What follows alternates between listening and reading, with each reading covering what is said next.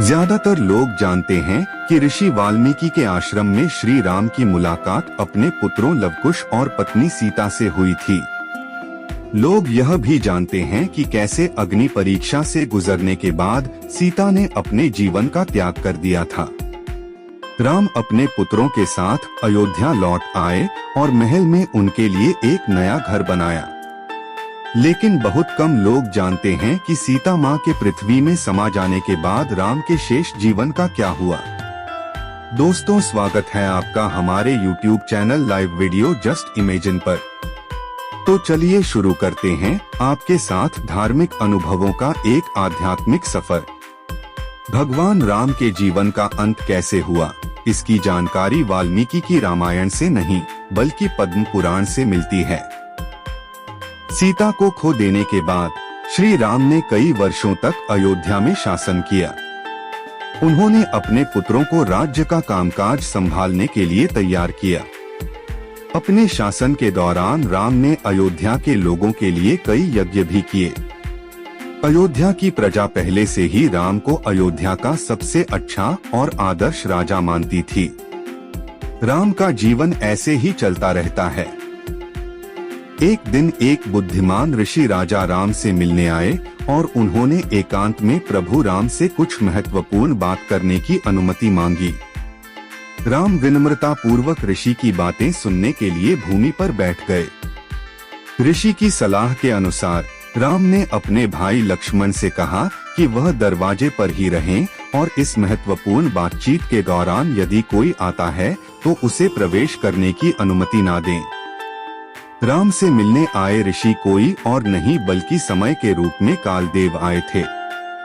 कालदेव श्री राम को यह याद दिलाने के लिए आए थे कि पृथ्वी पर उनका समय अब समाप्त हो गया है और उन्हें अब अपने मूल निवास वैकुंठ लौट जाना चाहिए। राम और कालदेव के बीच चल रही गोपनीय बातचीत के दौरान ही महर्षि दुर्वासा का आगमन होता है। महर्षि दुर्वासा अपने क्रोधी स्वभाव के लिए जाने जाते थे। महर्षि दुर्वासा ने राम से तत्काल मुलाकात की अनुमति मांगी। लक्ष्मण महर्षि दुर्वासा को स्थिति समझाने की कोशिश करते हैं, लेकिन महर्षि दुर्वासा नहीं मानते हैं। वह लक्ष्मण पर क्रोधित हो जाते हैं और यहाँ तक कह देते हैं कि अगर उन्हें अंदर नहीं जाने दिया गया तो वह लक्ष्मण को श्राप दे देंगे। लक्ष्मण को समझ नहीं आता कि वह भाई के आदेश की अवहेलना करें या श्राप सहें। लक्ष्मण को इस बात का एहसास होता है कि यह सारी स्थिति उन्हें उनका अंतिम मार्ग दिखाने का संकेत थी। वह सरयू नदी में समा जाते हैं और अनंत शेष का रूप ले लेते हैं। राम महाविष्णु के राम अवतार को समाप्त करने के तैयारी में होते हैं, तभी उन्हें लक्ष्मण के बारे में पता चलता है।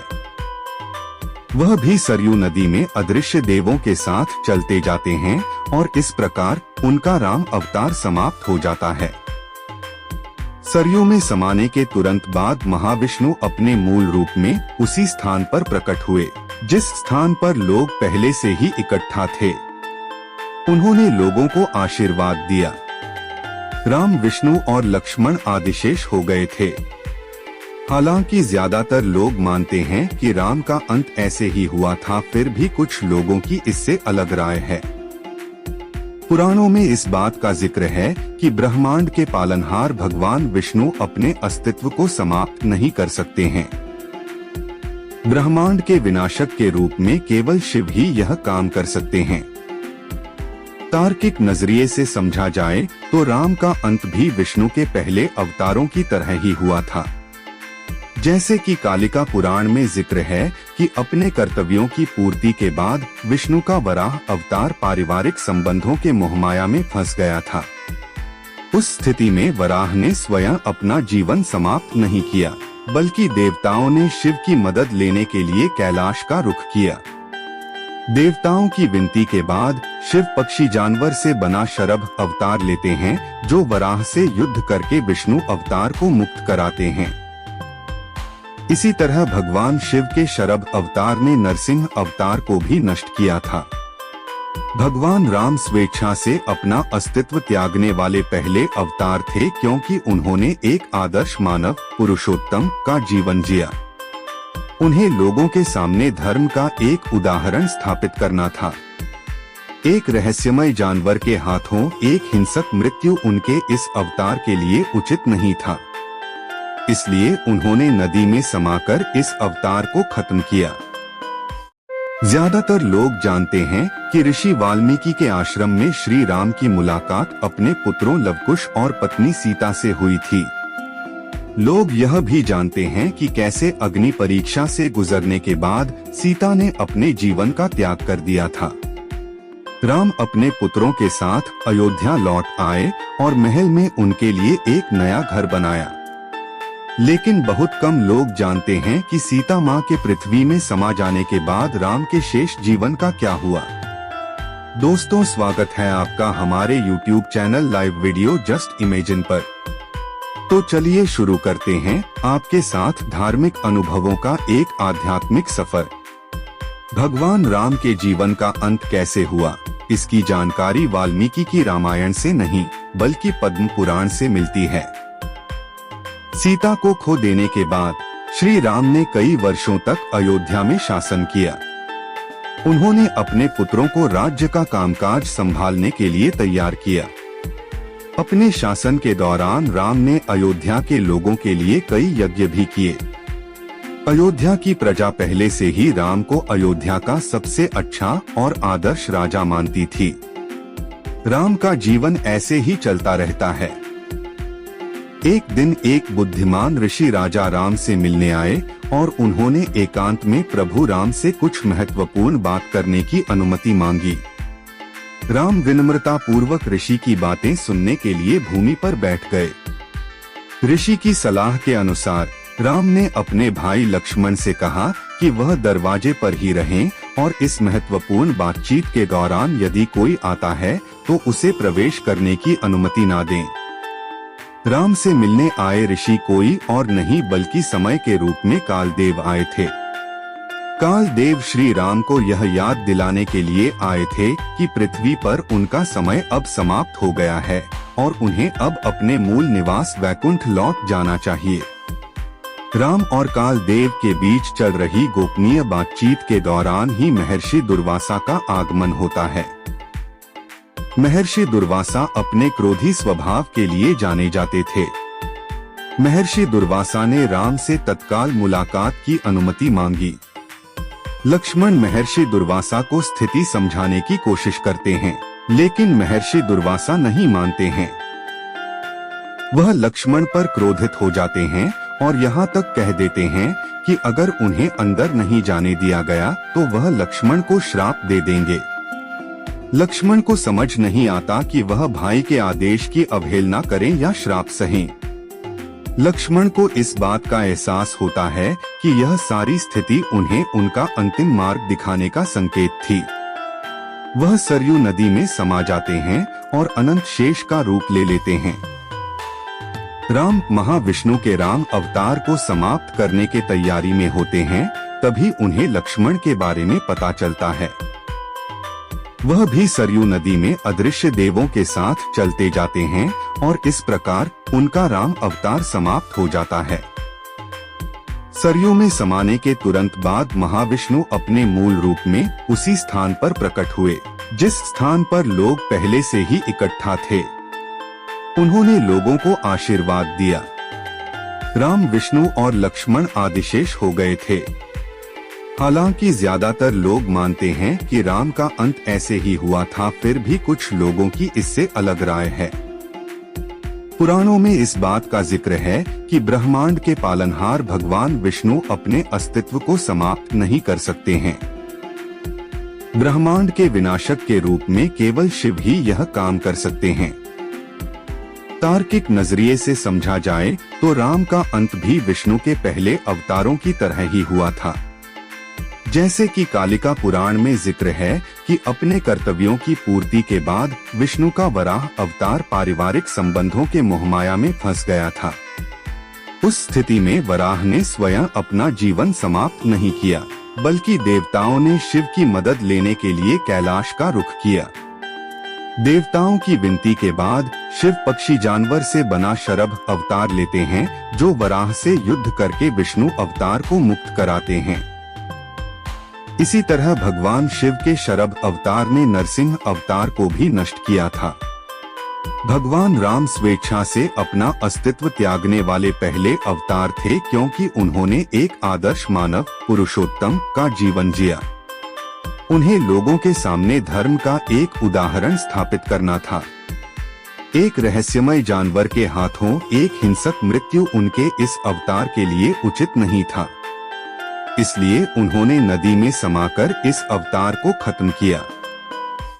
ज्यादातर लोग जानते हैं कि ऋषि वाल्मीकि के आश्रम में श्री राम की मुलाकात अपने पुत्रों लवकुश और पत्नी सीता से हुई थी। लोग यह भी जानते हैं कि कैसे अग्नि परीक्षा से गुजरने के बाद सीता ने अपने जीवन का त्याग कर दिया था।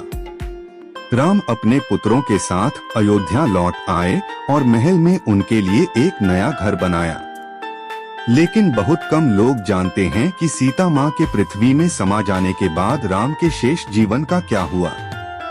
दोस्तों, स्वागत है आपका हमारे YouTube channel live video just imagine पर।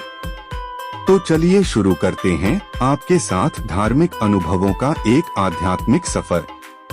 भगवान राम के जीवन का अंत कैसे हुआ, इसकी जानकारी वाल्मीकि की रामायण से नहीं बल्कि पद्म पुराण से मिलती है।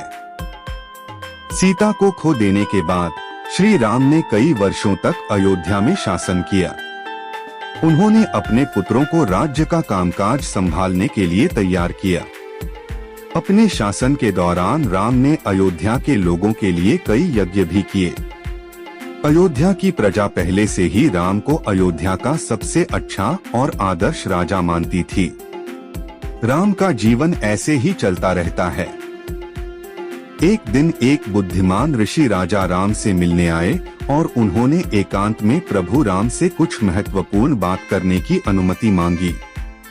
राम विनम्रता पूर्वक ऋषि की बातें सुनने के लिए भूमि पर बैठ गए।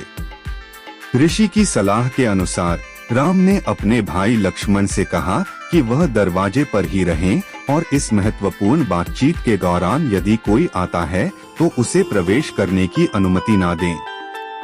राम से मिलने आए ऋषि कोई और नहीं बल्कि समय के रूप में कालदेव आए थे। कालदेव श्री राम को यह याद दिलाने के लिए आए थे कि पृथ्वी पर उनका समय अब समाप्त हो गया है और उन्हें अब अपने मूल निवास वैकुंठ लौट जाना चाहिए। राम और कालदेव के बीच चल रही गोपनीय बातचीत के दौरान ही महर्षि दुर्वासा का आगमन होता है। महर्षि दुर्वासा अपने क्रोधी स्वभाव के लिए जाने जाते थे। महर्षि दुर्वासा ने राम से तत्काल मुलाकात की अनुमति मांगी। लक्ष्मण महर्षि दुर्वासा को स्थिति समझाने की कोशिश करते हैं, लेकिन महर्षि दुर्वासा नहीं मानते हैं। वह लक्ष्मण पर क्रोधित हो जाते हैं और यहाँ तक कह देते हैं कि अगर उन्हें अंदर नहीं जाने दिया गया तो वह लक्ष्मण को श्राप दे देंगे। लक्ष्मण को समझ नहीं आता कि वह भाई के आदेश की अवहेलना करें या श्राप सहें।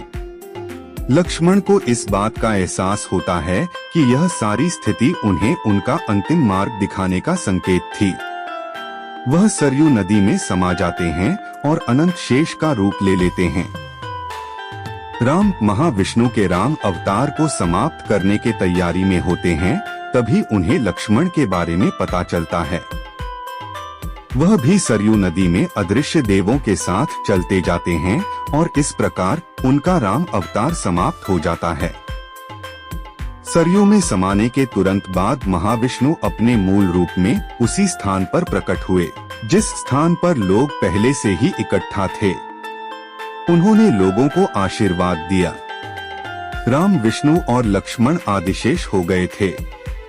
हालांकि ज्यादातर लोग मानते हैं कि राम का अंत ऐसे ही हुआ था, फिर भी कुछ लोगों की इससे अलग राय है। पुराणों में इस बात का जिक्र है कि ब्रह्मांड के पालनहार भगवान विष्णु अपने अस्तित्व को समाप्त नहीं कर सकते हैं। ब्रह्मांड के विनाशक के रूप में केवल शिव ही यह काम कर सकते हैं। तार्किक नजरिए से समझा जाए तो राम का अंत भी विष्णु के पहले अवतारों की तरह ही हुआ था। जैसे कि कालिका पुराण में जिक्र है कि अपने कर्तव्यों की पूर्ति के बाद विष्णु का वराह अवतार पारिवारिक संबंधों के मोहमाया में फंस गया था। उस स्थिति में वराह ने स्वयं अपना जीवन समाप्त नहीं किया, बल्कि देवताओं ने शिव की मदद लेने के लिए कैलाश का रुख किया। देवताओं की विनती के बाद शिव पक्षी जानवर से बना शरभ अवतार लेते हैं, जो वराह से युद्ध करके विष्णु अवतार को मुक्त कराते हैं। इसी तरह भगवान शिव के शरभ अवतार ने नरसिंह अवतार को भी नष्ट किया था। भगवान राम स्वेच्छा से अपना अस्तित्व त्यागने वाले पहले अवतार थे, क्योंकि उन्होंने एक आदर्श मानव पुरुषोत्तम का जीवन जिया। उन्हें लोगों के सामने धर्म का एक उदाहरण स्थापित करना था। एक रहस्यमय जानवर के हाथों एक हिंसक मृत्यु उनके इस अवतार के लिए उचित नहीं था, इसलिए उन्होंने नदी में समाकर इस अवतार को खत्म किया।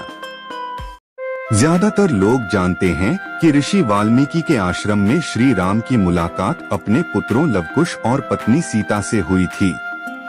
लोग यह भी जानते हैं कि कैसे अग्नि परीक्षा से गुजरने के बाद सीता ने अपने जीवन का त्याग कर दिया था। राम अपने पुत्रों के साथ अयोध्या लौट आए और महल में उनके लिए एक नया घर बनाया। लेकिन बहुत कम लोग जानते हैं कि सीता माँ के पृथ्वी में समा जाने के बाद राम के शेष जीवन का क्या हुआ। दोस्तों, स्वागत है आपका हमारे YouTube channel live video just imagine पर। तो चलिए शुरू करते हैं आपके साथ धार्मिक अनुभवों का एक आध्यात्मिक सफर। भगवान राम के जीवन का अंत कैसे हुआ, इसकी जानकारी वाल्मीकि की रामायण से नहीं बल्कि पद्म पुराण से मिलती है। सीता को खो देने के बाद श्री राम ने कई वर्षों तक अयोध्या में शासन किया। उन्होंने अपने पुत्रों को राज्य का कामकाज संभालने के लिए तैयार किया। अपने शासन के दौरान राम ने अयोध्या के लोगों के लिए कई यज्ञ भी किए। अयोध्या की प्रजा पहले से ही राम को अयोध्या का सबसे अच्छा और आदर्श राजा मानती थी। राम का जीवन ऐसे ही चलता रहता है। एक दिन एक बुद्धिमान ऋषि राजा राम से मिलने आए और उन्होंने एकांत में प्रभु राम से कुछ महत्वपूर्ण बात करने की अनुमति मांगी। राम विनम्रता पूर्वक ऋषि की बातें सुनने के लिए भूमि पर बैठ गए। ऋषि की सलाह के अनुसार राम ने अपने भाई लक्ष्मण से कहा कि वह दरवाजे पर ही रहें और इस महत्वपूर्ण बातचीत के दौरान यदि कोई आता है तो उसे प्रवेश करने की अनुमति ना दें। राम से मिलने आए ऋषि कोई और नहीं बल्कि समय के रूप में कालदेव आए थे। कालदेव श्री राम को यह याद दिलाने के लिए आए थे कि पृथ्वी पर उनका समय अब समाप्त हो गया है और उन्हें अब अपने मूल निवास वैकुंठ लौट जाना चाहिए। राम और कालदेव के बीच चल रही गोपनीय बातचीत के दौरान ही महर्षि दुर्वासा का आगमन होता है। महर्षि दुर्वासा अपने क्रोधी स्वभाव के लिए जाने जाते थे। महर्षि दुर्वासा ने राम से तत्काल मुलाकात की अनुमति मांगी। लक्ष्मण महर्षि दुर्वासा को स्थिति समझाने की कोशिश करते हैं, लेकिन महर्षि दुर्वासा नहीं मानते हैं। वह लक्ष्मण पर क्रोधित हो जाते हैं और यहाँ तक कह देते हैं कि अगर उन्हें अंदर नहीं जाने दिया गया तो वह लक्ष्मण को श्राप दे देंगे। लक्ष्मण को समझ नहीं आता कि वह भाई के आदेश की अवहेलना करें या श्राप सहें। लक्ष्मण को इस बात का एहसास होता है कि यह सारी स्थिति उन्हें उनका अंतिम मार्ग दिखाने का संकेत थी। वह सरयू नदी में समा जाते हैं और अनंत शेष का रूप ले लेते हैं। राम महाविष्णु के राम अवतार को समाप्त करने के तैयारी में होते हैं, तभी उन्हें लक्ष्मण के बारे में पता चलता है। वह भी सरयू नदी में अदृश्य देवों के साथ चलते जाते हैं और इस प्रकार उनका राम अवतार समाप्त हो जाता है। सरयू में समाने के तुरंत बाद महाविष्णु अपने मूल रूप में उसी स्थान पर प्रकट हुए जिस स्थान पर लोग पहले से ही इकट्ठा थे। उन्होंने लोगों को आशीर्वाद दिया। राम, विष्णु और लक्ष्मण आदिशेष हो गए थे। हालांकि ज्यादातर लोग मानते हैं कि राम का अंत ऐसे ही हुआ था, फिर भी कुछ लोगों की इससे अलग राय है। पुराणों में इस बात का जिक्र है कि ब्रह्मांड के पालनहार भगवान विष्णु अपने अस्तित्व को समाप्त नहीं कर सकते हैं। ब्रह्मांड के विनाशक के रूप में केवल शिव ही यह काम कर सकते हैं। तार्किक नजरिए से समझा जाए तो राम का अंत भी विष्णु के पहले अवतारों की तरह ही हुआ था। जैसे कि कालिका पुराण में जिक्र है कि अपने कर्तव्यों की पूर्ति के बाद विष्णु का वराह अवतार पारिवारिक संबंधों के मोहमाया में फंस गया था। उस स्थिति में वराह ने स्वयं अपना जीवन समाप्त नहीं किया, बल्कि देवताओं ने शिव की मदद लेने के लिए कैलाश का रुख किया। देवताओं की विनती के बाद शिव पक्षी जानवर से बना शरभ अवतार लेते हैं, जो वराह से युद्ध करके विष्णु अवतार को मुक्त कराते हैं। इसी तरह भगवान शिव के शरभ अवतार ने नरसिंह अवतार को भी नष्ट किया था। भगवान राम स्वेच्छा से अपना अस्तित्व त्यागने वाले पहले अवतार थे, क्योंकि उन्होंने एक आदर्श मानव पुरुषोत्तम का जीवन जिया। उन्हें लोगों के सामने धर्म का एक उदाहरण स्थापित करना था। एक रहस्यमय जानवर के हाथों एक हिंसक मृत्यु उनके इस अवतार के लिए उचित नहीं था, इसलिए उन्होंने नदी में समाकर इस अवतार को खत्म किया। ज्यादातर लोग जानते हैं कि ऋषि वाल्मीकि के आश्रम में श्री राम की मुलाकात अपने पुत्रों लवकुश और पत्नी सीता से हुई थी। लोग यह भी जानते हैं कि कैसे अग्नि परीक्षा से गुजरने के बाद सीता ने अपने जीवन का त्याग कर दिया था। राम अपने पुत्रों के साथ अयोध्या लौट आए और महल में उनके लिए एक नया घर बनाया। लेकिन बहुत कम लोग जानते हैं कि सीता माँ के पृथ्वी में समा जाने के बाद राम के शेष जीवन का क्या हुआ। दोस्तों, स्वागत है आपका हमारे YouTube channel live video just imagine पर। तो चलिए शुरू करते हैं आपके साथ धार्मिक अनुभवों का एक आध्यात्मिक सफर। भगवान राम के जीवन का अंत कैसे हुआ, इसकी जानकारी वाल्मीकि की रामायण से नहीं बल्कि पद्म पुराण से मिलती है।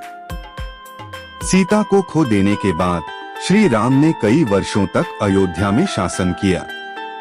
उन्होंने अपने पुत्रों को राज्य का कामकाज संभालने के लिए तैयार किया। अपने शासन के दौरान राम ने अयोध्या के लोगों के लिए कई यज्ञ भी किए।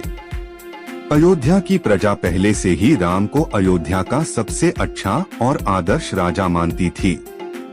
राम का जीवन ऐसे ही चलता रहता है। एक दिन एक बुद्धिमान ऋषि राजा राम से मिलने आए और उन्होंने एकांत में प्रभु राम से कुछ महत्वपूर्ण बात करने की अनुमति मांगी। राम विनम्रता पूर्वक ऋषि की बातें सुनने के लिए भूमि पर बैठ गए। ऋषि की सलाह के अनुसार राम ने अपने भाई लक्ष्मण से कहा कि वह दरवाजे पर ही रहें और इस महत्वपूर्ण बातचीत के दौरान यदि कोई आता है तो उसे प्रवेश करने की अनुमति ना दें। राम से मिलने आए ऋषि कोई और नहीं बल्कि समय के रूप में कालदेव आए थे। कालदेव श्री राम को यह याद दिलाने के लिए आए थे कि पृथ्वी पर उनका समय अब समाप्त हो गया है और उन्हें अब अपने मूल निवास वैकुंठ लौट जाना चाहिए। राम और कालदेव के बीच चल रही गोपनीय बातचीत के दौरान ही महर्षि दुर्वासा का आगमन होता है। महर्षि दुर्वासा अपने क्रोधी स्वभाव के लिए जाने जाते थे। महर्षि दुर्वासा ने राम से तत्काल मुलाकात की अनुमति मांगी। लक्ष्मण महर्षि दुर्वासा को स्थिति समझाने की कोशिश करते हैं, लेकिन महर्षि दुर्वासा नहीं मानते हैं। वह लक्ष्मण पर क्रोधित हो जाते हैं और यहाँ तक कह देते हैं कि अगर उन्हें अंदर नहीं जाने दिया गया तो वह लक्ष्मण को श्राप दे देंगे। लक्ष्मण को समझ नहीं आता कि वह भाई के आदेश की अवहेलना करें या श्राप सहें। लक्ष्मण को इस बात का एहसास होता है कि यह सारी स्थिति उन्हें उनका अंतिम मार्ग दिखाने का संकेत थी। वह सरयू नदी में समा जाते हैं और अनंत शेष का रूप ले लेते हैं। राम महाविष्णु के राम अवतार को समाप्त करने के तैयारी में होते हैं, तभी उन्हें लक्ष्मण के बारे में पता चलता है। वह भी सरयू नदी में अदृश्य देवों के साथ चलते जाते हैं और इस प्रकार उनका राम अवतार समाप्त हो जाता है। सरयू में समाने के तुरंत बाद महाविष्णु अपने मूल रूप में उसी स्थान पर प्रकट हुए जिस स्थान पर लोग पहले से ही इकट्ठा थे। उन्होंने लोगों को आशीर्वाद दिया। राम, विष्णु और लक्ष्मण आदिशेष हो गए थे। हालांकि ज्यादातर लोग मानते हैं कि राम का अंत ऐसे ही हुआ था, फिर भी कुछ लोगों की इससे अलग राय है। पुराणों में इस बात का जिक्र है कि ब्रह्मांड के पालनहार भगवान विष्णु अपने अस्तित्व को समाप्त नहीं कर सकते हैं। ब्रह्मांड के विनाशक के रूप में केवल शिव ही यह काम कर सकते हैं। तार्किक नजरिए से समझा जाए तो राम का अंत भी विष्णु के पहले अवतारों की तरह ही हुआ था। जैसे कि कालिका पुराण में जिक्र है कि अपने कर्तव्यों की पूर्ति के बाद विष्णु का वराह अवतार पारिवारिक संबंधों के मोहमाया में फंस गया था। उस स्थिति में वराह ने स्वयं अपना जीवन समाप्त नहीं किया, बल्कि देवताओं ने शिव की मदद लेने के लिए कैलाश का रुख किया।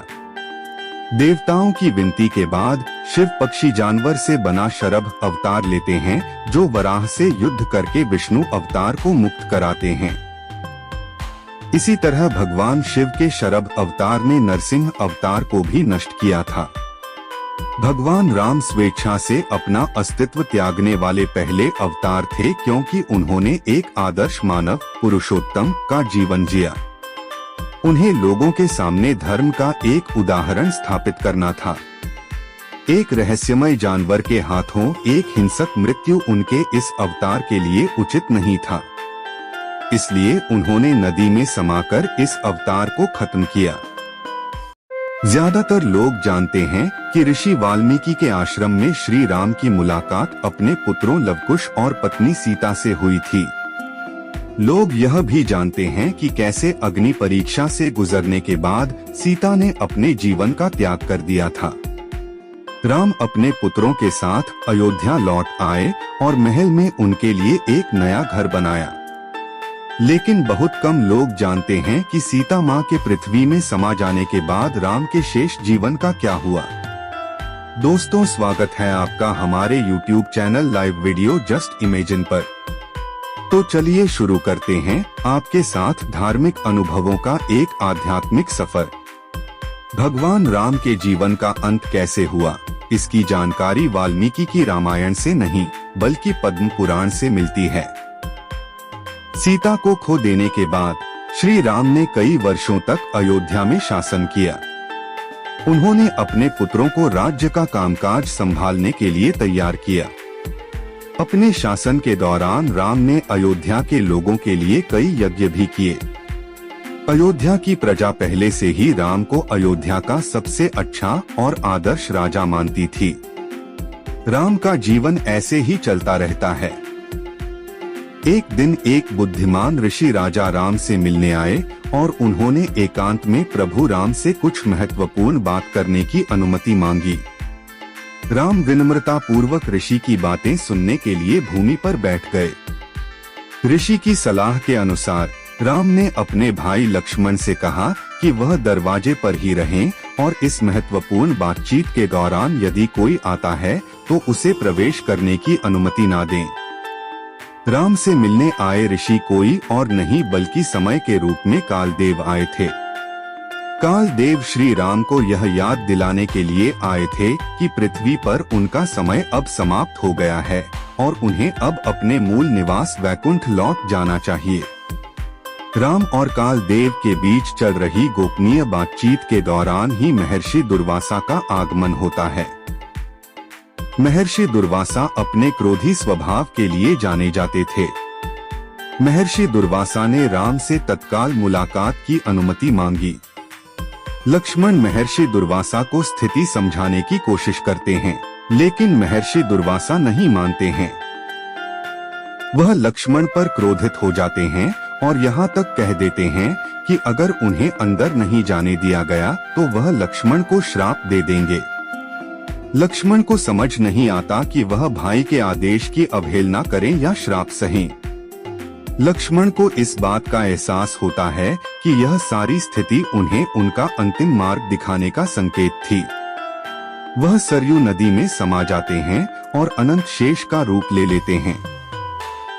राम महाविष्णु के राम अवतार को समाप्त करने के तैयारी में होते हैं, तभी उन्हें लक्ष्मण के बारे में पता चलता है। वह भी सरयू नदी में अदृश्य देवों के साथ चलते जाते हैं और इस प्रकार उनका राम अवतार समाप्त हो जाता है। सरयू में समाने के तुरंत बाद महाविष्णु अपने मूल रूप में उसी स्थान पर प्रकट हुए जिस स्थान पर लोग पहले से ही इकट्ठा थे। उन्होंने लोगों को आशीर्वाद दिया। राम, विष्णु और लक्ष्मण आदिशेष हो गए थे। हालांकि ज्यादातर लोग मानते हैं कि राम का अंत ऐसे ही हुआ था, फिर भी कुछ लोगों की इससे अलग राय है।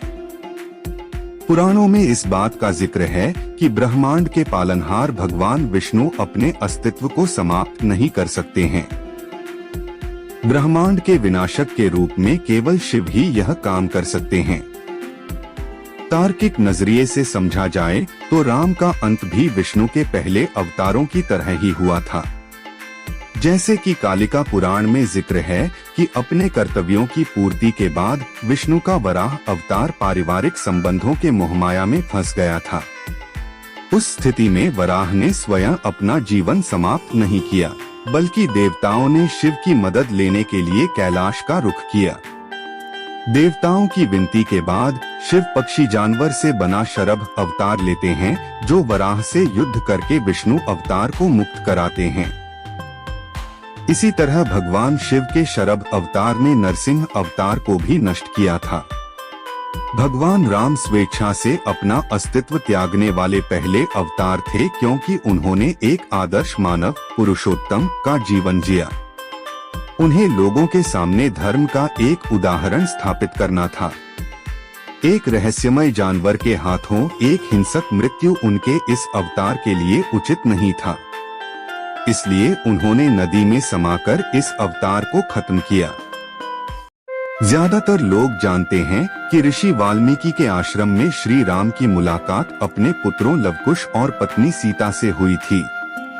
लोग यह भी जानते हैं कि कैसे अग्नि परीक्षा से गुजरने के बाद सीता ने अपने जीवन का त्याग कर दिया था। राम अपने पुत्रों के साथ अयोध्या लौट आए और महल में उनके लिए एक नया घर बनाया।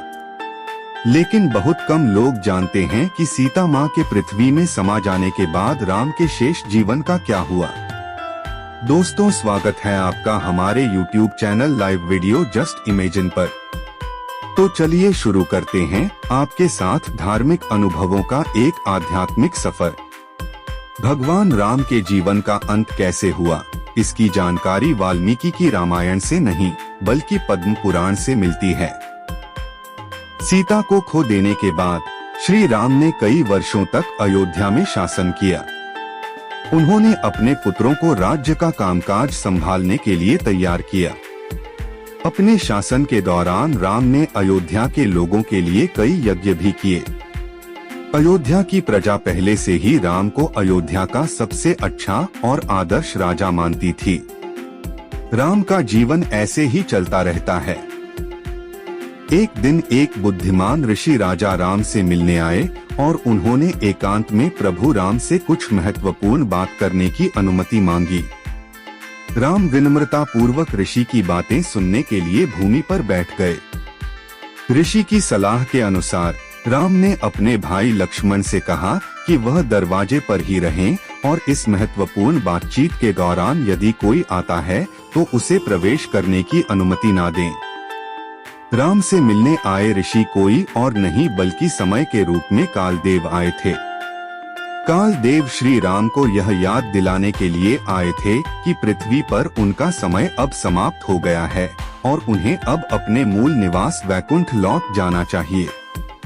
राम और कालदेव के बीच चल रही गोपनीय बातचीत के दौरान ही महर्षि दुर्वासा का आगमन होता है। महर्षि दुर्वासा अपने क्रोधी स्वभाव के लिए जाने जाते थे। महर्षि दुर्वासा ने राम से तत्काल मुलाकात की अनुमति मांगी। लक्ष्मण महर्षि दुर्वासा को स्थिति समझाने की कोशिश करते हैं, लेकिन महर्षि दुर्वासा नहीं मानते हैं।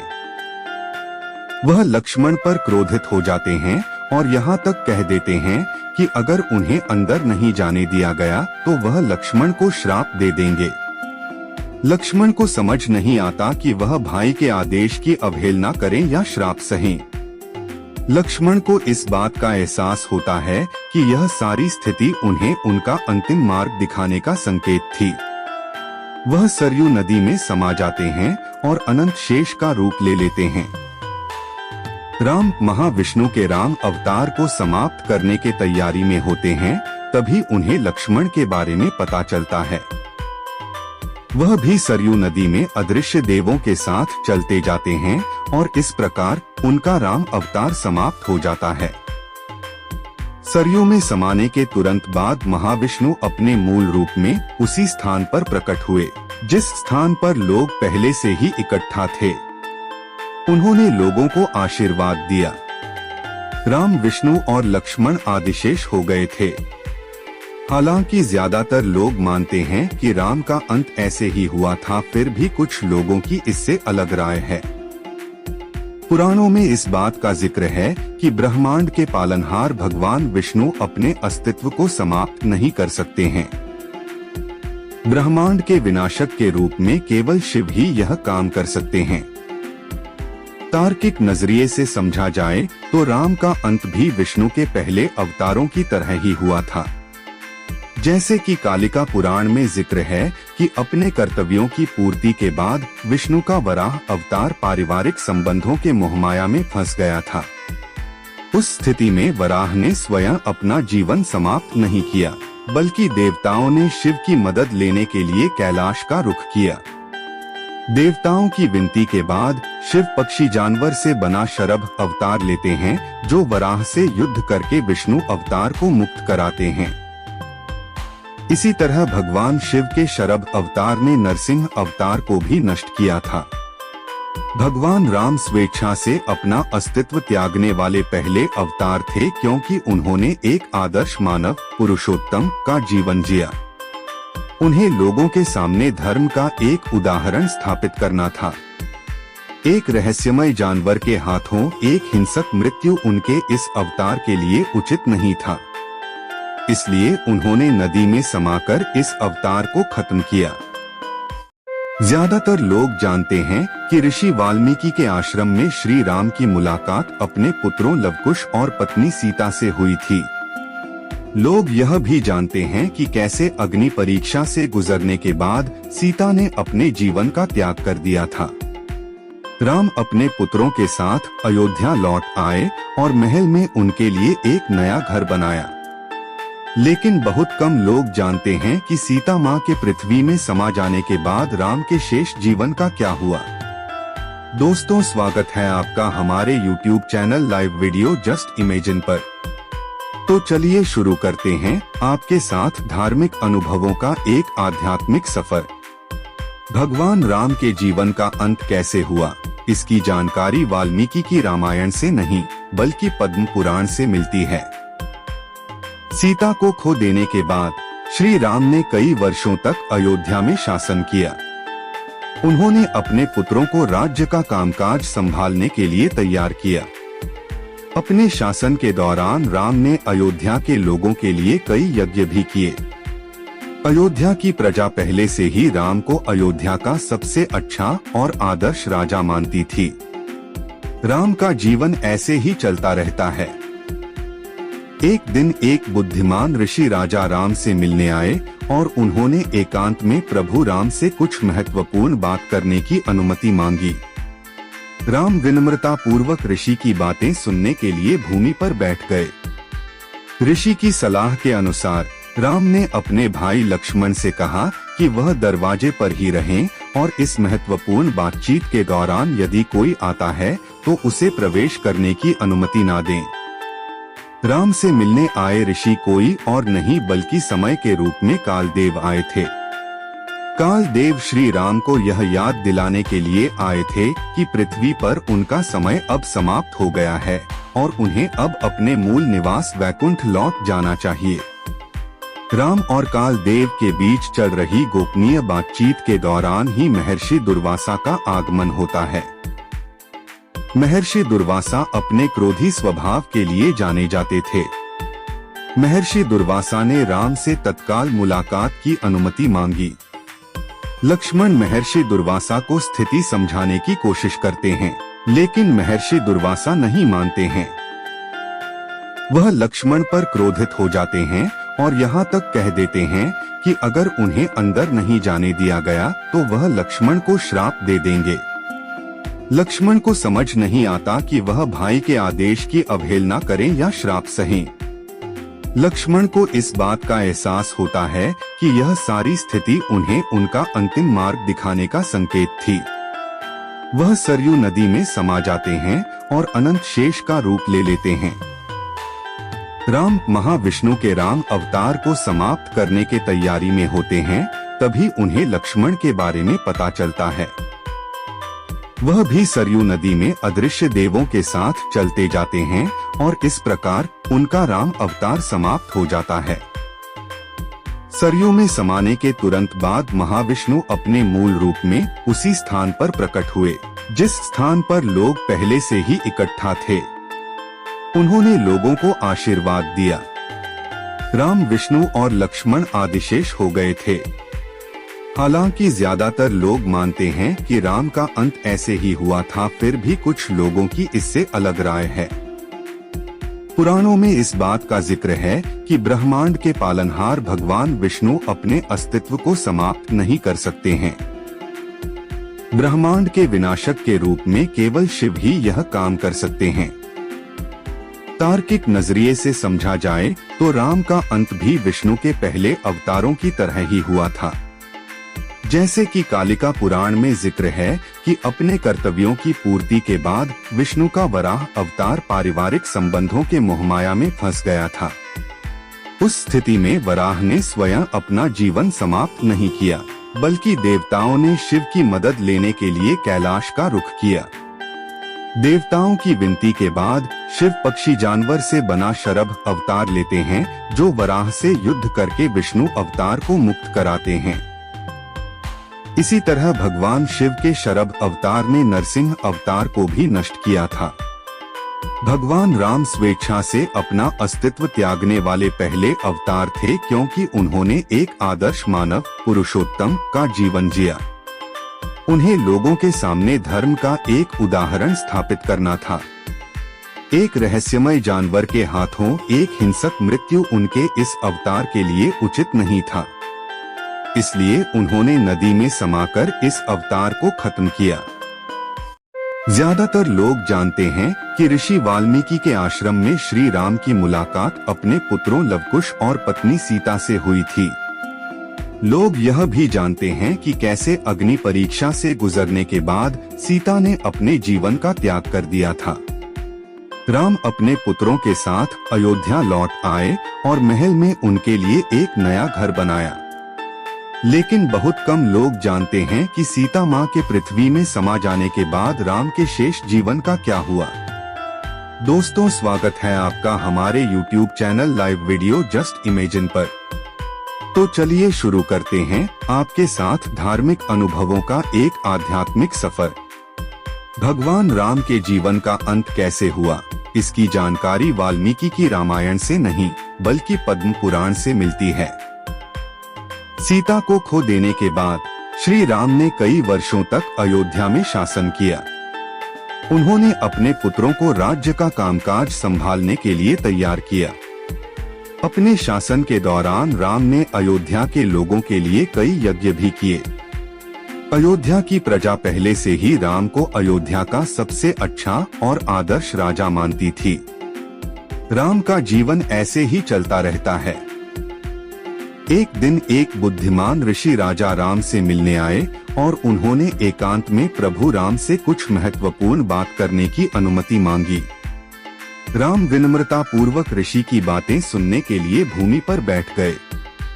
ऋषि की सलाह के अनुसार राम ने अपने भाई लक्ष्मण से कहा कि वह दरवाजे पर ही रहें और इस महत्वपूर्ण बातचीत के दौरान यदि कोई आता है तो उसे प्रवेश करने की अनुमति ना दें। राम से मिलने आए ऋषि कोई और नहीं बल्कि समय के रूप में कालदेव आए थे। कालदेव श्री राम को यह याद दिलाने के लिए आए थे कि पृथ्वी पर उनका समय अब समाप्त हो गया है और उन्हें अब अपने मूल निवास वैकुंठ लौट जाना चाहिए। राम और कालदेव के बीच चल रही गोपनीय बातचीत के दौरान ही महर्षि दुर्वासा का आगमन होता है। महर्षि दुर्वासा अपने क्रोधी स्वभाव के लिए जाने जाते थे। महर्षि दुर्वासा ने राम से तत्काल मुलाकात की अनुमति मांगी।